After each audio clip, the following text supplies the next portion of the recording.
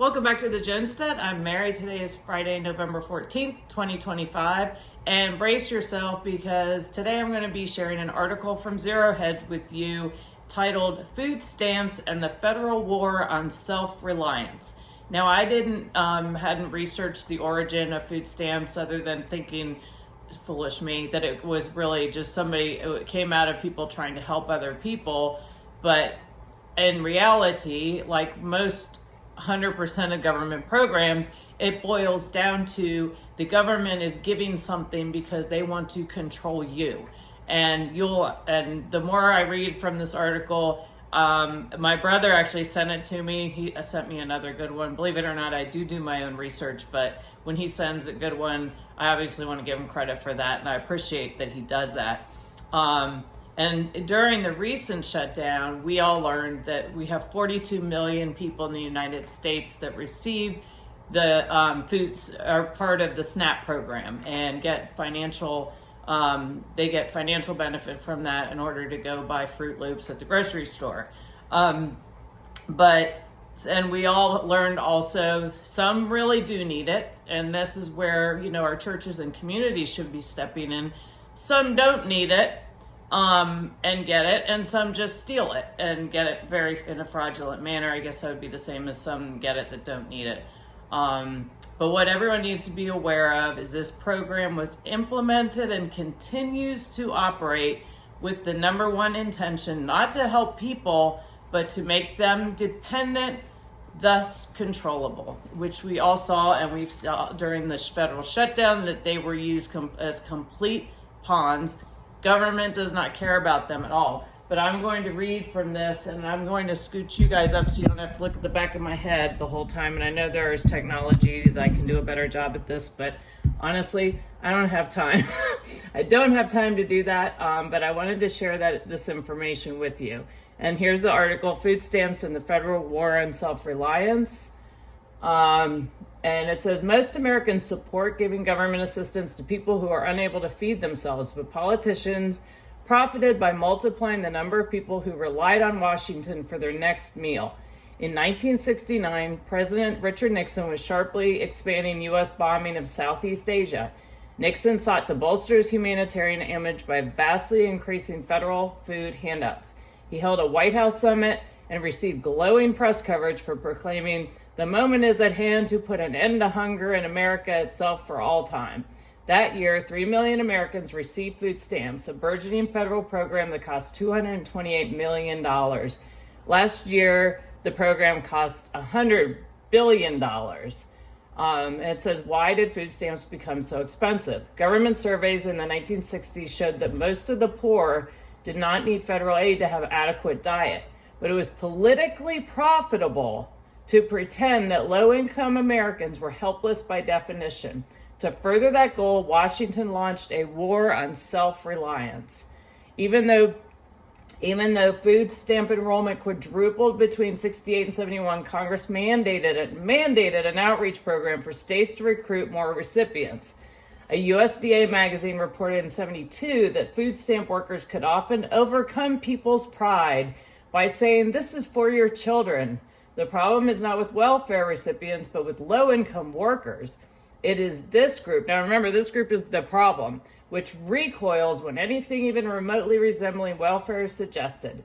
The magazine triumphantly announced, with careful explanations, coupled with intensive outreach efforts, resistance from the too prouds, quote unquote, is bending. More and more are coming to the conclusion that taking needed assistance does not mean sacrificing dignity. In 74, the Food Research and Action Center, a federally funded activist group, successfully sued USDA to require the agency to further increase its food stamp outreach efforts. The USDA suggested sending food stamp workers to unemployment offices to distribute leaflets, and in Pennsylvania, food stamp aides went to supermarkets to hustle shoppers. By 76, 12 states had conducted door-to-door recruiting campaigns, and 17 had conducted telephone campaigns. Door-to-door food stamp advertising became a favorite project for Comprehensive Employment and Training Act workers. In Wisconsin, 2,000 copies of food stamp nursery rhyme coloring books were distributed, In Kentucky, a traveling puppet show told folks how and why to sign up for benefits. A typical 1975 USDA brochure announced, "You are in good company. Millions of Americans use food stamps." A leaflet distributed in Maryland and paid for by the federal government showed a gaunt face on the cover with the question, "Did you know some people would rather starve than seek help?" On the inside, the brochure said, "Pride never fills empty stomachs." Are you one of the thousands of Maryland residents who have too much pride to consider applying for help? Then you need to know more about the food stamp program. Food stamps should not be confused with charity. In fact, food stamps are designed to help you help yourself. And then it goes on here talking about during the Clinton administration, AmeriCorps played a leading role in food stamp recruiting. And they did door-to-door canvassing and found the goal of the program was to enroll 75% of surveyed rural Mississippi residents who are eligible for food stamps but are not receiving them. So they're just going out convincing people they should be on food stamps and that it was selfish of them not to accept that generous offer. And then it says here, at the end of the Clinton era, 17 million Americans received food stamps, a sharp decline from the 28 million recipients in 94. A 96 Welfare Reform Act was decisive in curbing dependency. However, George Bush took office in 2001, sought vigorously to expand food stamp enrollment as part of his compassionate conservatism sideshow to his war on terrorism. And then in 2008, food stamps were renamed the Supplemental Nutrition Assistance Program, otherwise known as SNAP, to sound more wholesome and attractive. But the program remained a junk food entitlement, and food stamp recipients were twice as likely to be obese as eligible low-income people not receiving food stamps. And this will just infuriate you. Food stamp recruiting went into overdrive with the Obama administration. USDA bankrolled state government propaganda campaigns. A North Carolina Social Services Agency won a USDA Hunger Champions Award for its ad campaign attacking mountain pride, quote unquote, as a reason for not accepting government handouts. In Alabama, people received flyers proclaiming, "Be patriotic, bring your food stamp money home." A USDA brochure advised its field offices to, quote, "throw a great party, putting SNAP information in a game format like bingo, crossword puzzles is fun and helps you get your message across." So anyway, I will link this article in the comments below, so you can go back and read all of it. I won't go and continue on. I think you get the gist that this is just another evil program that has been put into place. Number one, as a distraction, and also to be used as a control mechanism for governments to control the people. And if you control the food, you control the people. Haven't we heard that before? But it is infuriating to me, the level of psychological manipulation that the citizens of the United States have endured under this government.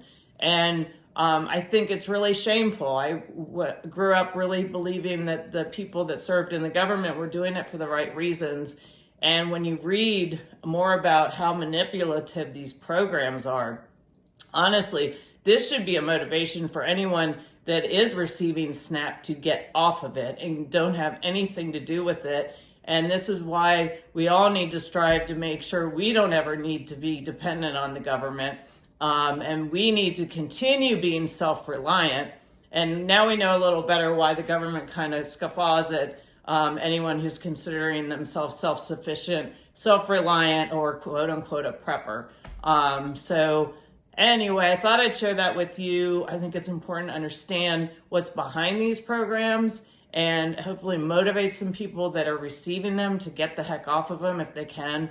And for those of us that are fortunate not to be part of it, to continue preparing, making sure that we have food put away, that water put away, and that we're in a position that if something happens if you lose a job or the power goes out or there's a weather situation, that we can be self-reliant and don't need to beg for help, and therefore put ourselves in positions of vulnerability to be told what to do by the government. So anyway, I thank you for watching. Please like and share, and I look forward to talking to you all again soon. Have a great day.